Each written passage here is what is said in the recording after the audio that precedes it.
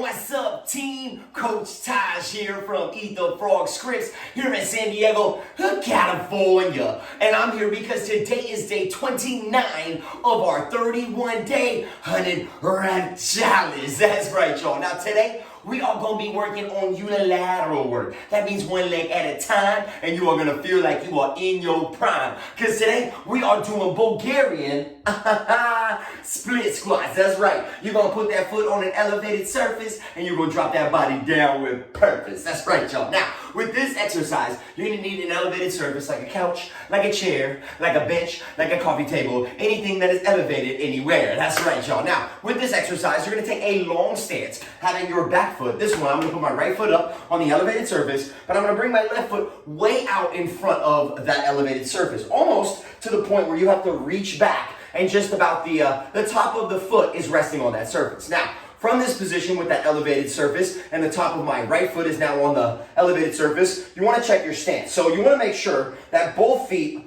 are in line with the hips. So ideally, it's almost like you're on train tracks. Unlike being on something like a high wire, you don't want to have your feet directly behind one another because then that will basically create an instability and you won't be able to balance. It will be much more challenging and actually much more taxing on the joints. So from this position, I have my feet directly in front of their hips. Well, one is behind, one is in front. I'm going to roll my shoulders back and lift my chest. I'm going to tighten my core, and now I'm going to drop my back knee straight down like an elevator and making sure that my front knee stays behind my front toe. Now, as I'm doing this, I'm going to bring my opposite hand up from the front thigh. So right now, whatever leg is in the rear, you're going to bring that same side arm up, and you're going to drop the back knee down until that front thigh becomes parallel to the floor. You're then going to drive through your front foot, gripping the floor with the entirety of the foot, but ideally at least the middle toe, and then you're going to power your back up to standing. That is one rep. Now, your goal is to make sure that your knee comes to about 1 inch off the ground. You don't want your knee to actually touch the floor. And once again, you only want that front thigh to become parallel. You don't want to go any lower because you don't want to go too deep that you won't be able to come out of it. You also don't want to put yourself in a injury possible situation. You want to make sure that you're preventing injury and not creating it, all right? Now, with this, you want to make sure you're looking forward. So as you go down, eyes and chest are up, torso is stable to the wall or basically just parallel to anything that is in front of you, and you're powering up, and you're going to notice that not only will your front thigh start to fatigue, but your back one will as well. Now, a big thing about this is a lot of folks have difficulty with stability. Now, let's say you need an option. You're like, Taj, I know I can do it, but I'm having difficulty keeping my body up. Boom. You can grab another surface to help prop you up and help you with balance, just like a chair. So take that long step once again, pop my back foot up, eyes and chest are up, and I'm holding, let's say, that chair. Now, as you go down, you can position the chair in front. You can position the chair by your side.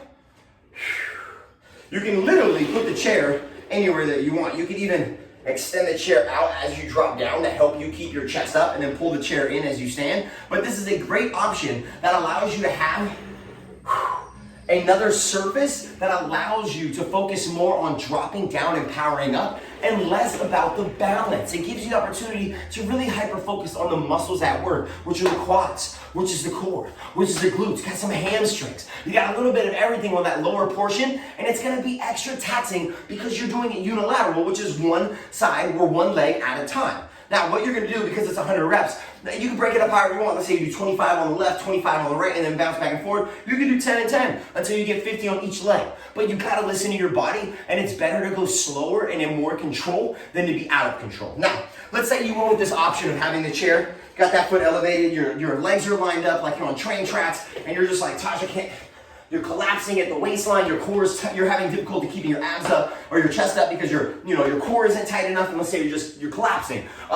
Guess what? You can just take your foot off of that elevated surface. That is totally fine as well. You can go into more of just a regular static lunge. This is still going to give you that similar effect, but your feet will be planted. So with a static lunge, what you're going to want to do, you're going to take a long step once again, but you have your back toes planted into the floor. Once again, your hips are lined up as if you're on train tracks. Your back heel is lifted, and your eyes and chest are up, and your core is tight. Now from here, you're just going to drop your knees straight down until that front thigh once again becomes parallel to the floor, and then just power up. Once again, you want to make sure that front knee never surpasses those toes on any of these lunge variations. Reason being, you don't want to dump that load into your knee. Your knee is a mobilizing joint, not a stabilizing joint, unlike your hips and your ankles. So you want to make sure that the muscles are doing the work and you're not dumping the load into the knee joint. The knee joint is just to help you move, just to help you groove, just to help you improve. So you want to make sure that you're protecting it and not neglecting it. Now, with this movement, let's say once again, you're still having difficulty here. Once again, you can bring that chair back.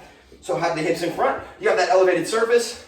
You can even hold the couch, whatever you have around. But notice my back knee stops about an inch off the ground. My chest is up, my eyes are up, and you can use, once again, let's say like a chair or any type of elevated surface. I recommend if you're gonna go with the added surface or the added hand placement, that is in front. Reason being, it helps you keep your shoulders up, helps you keep your eyes up. And once again, you wanna drop down and come up, just like an elevator. So you wanna really make sure that your chest, everything is parallel to the wall in front of you, so you're really focusing on keeping that chest up, all right? Now, if you're on the other end of the spectrum, you're like, Taj, you know what? Those are great, I love that option, I started there. But then I elevated to the regular Bulgarian split squat, and now I'm ready to turn it up to that next level. Taj, I need a challenge. Well, guess what? I got one for you. You can pop that back foot on the couch, or the chair, or whatever elevated surface you have, and we can add a plyometric effect, and you can pop the front leg up off the air. So you can drop down, power up, and then land.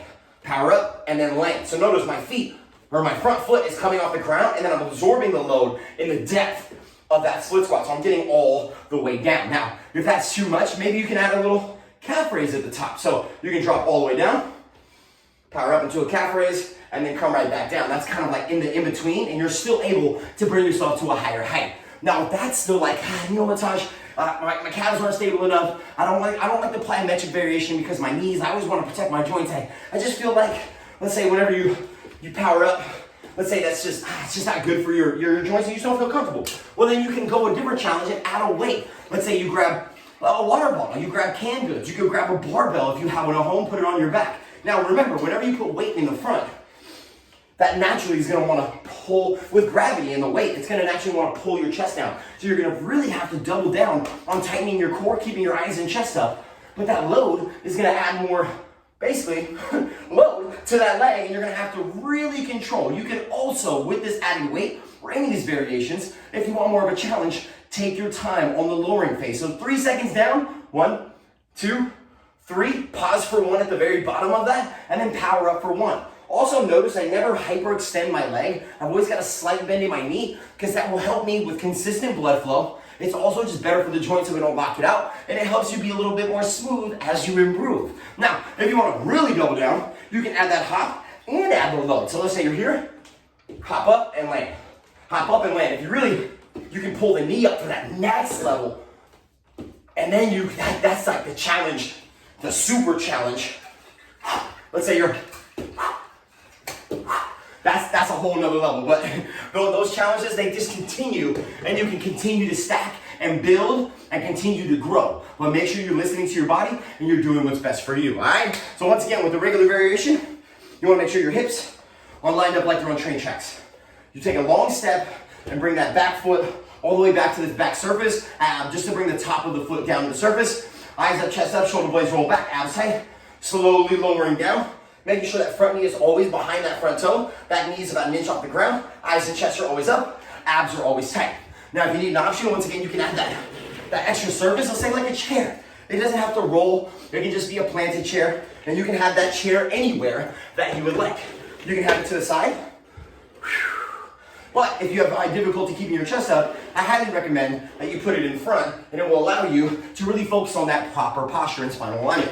If that chair is not for you, well, guess what? You can go into a static lunge, or if the couch is in the elevated surface isn't for you, you can go into a static lunge. So just step that foot back, eyes up, chest up, core is tight, and you're just going down nice and easy, and then powering up. And once again, you can use that chair or that extra, added stability piece to your static lunge as well. So you can do it with any of these pieces of equipment. Now, if you're on the other end of the spectrum, you're like, Taj, show me that challenge again. I want to see that. But once again, you have the option of, let's say, adding plyo, where you're just jumping up. You can go and add a calf raise. You can also add a weight and just do the regular movement and just go nice and slow. Maybe pause for 1 at the bottom and power up. Or you can get fancy, pull that up. Whatever you want to do, I'm telling you, the options are limitless. But remember, 100 total reps, 50 on each leg. So you want to make sure you get even distribution. However you want to break that up is up to you. But no matter what you do, you're going to improve and you cannot lose, all right? So once again, Taj Rockitt, ETFF Scripps, day 29. I know it's crazy. We got 2 more days after this, but focus on today, focus on the now, and you will be surprised with how you come out of this, all right? I'm going to go get my 100 reps. You go get yours. And let's get sorting.